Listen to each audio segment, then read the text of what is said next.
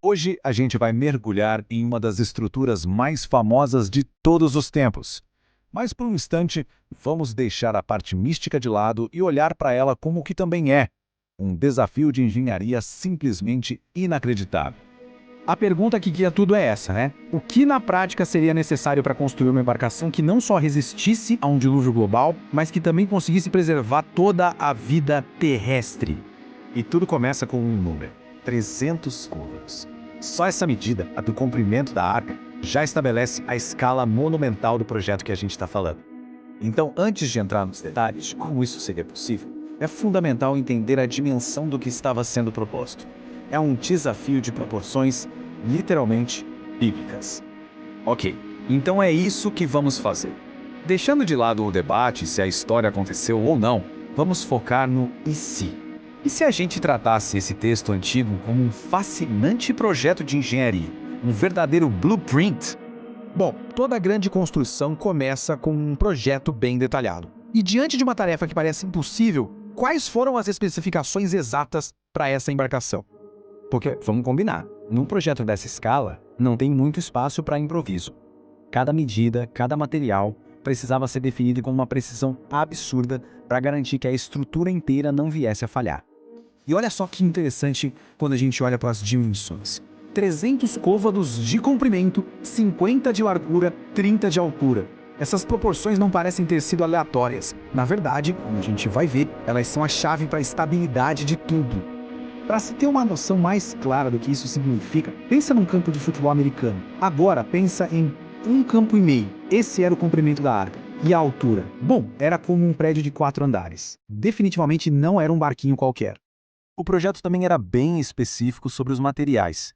Ele exigia que a estrutura inteira fosse selada com betume. Esse era um passo absolutamente crítico para impermeabilizar o casco e garantir que a água não entrasse.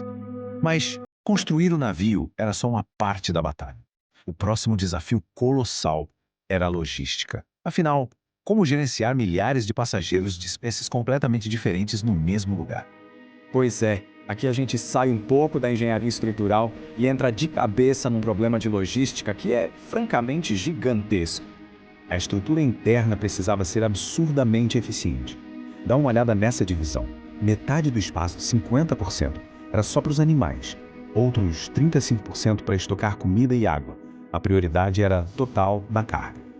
Então, a solução para esse problemão logístico se baseava em 3 pilares. Primeiro, compartimentos para separar todo mundo.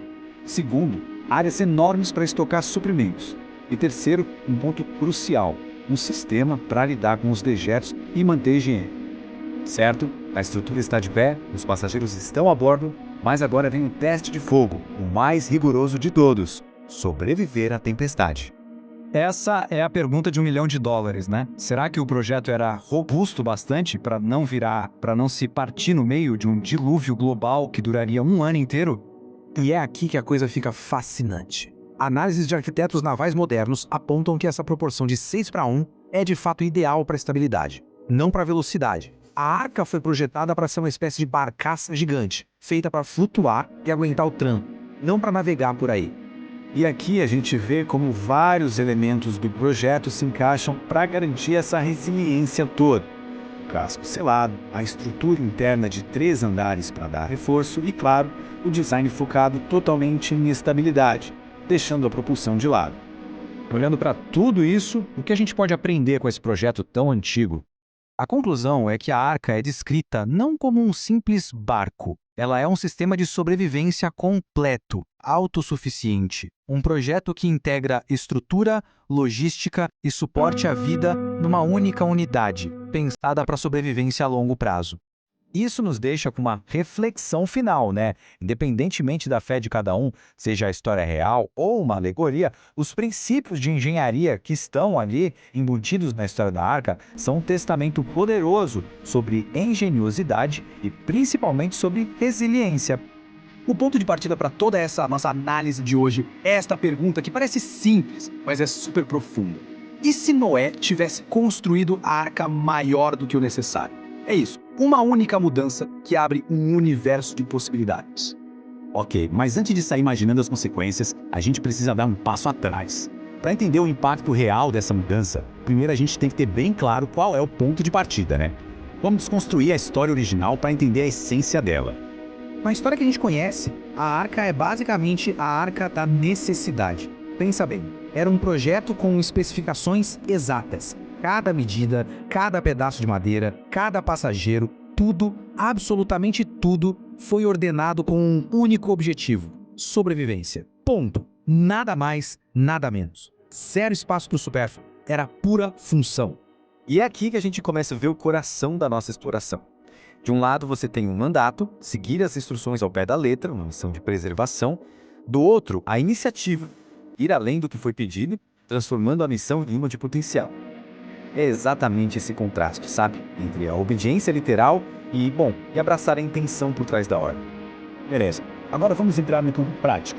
Quais seriam as primeiras consequências, aquelas mais diretas, mais tangíveis?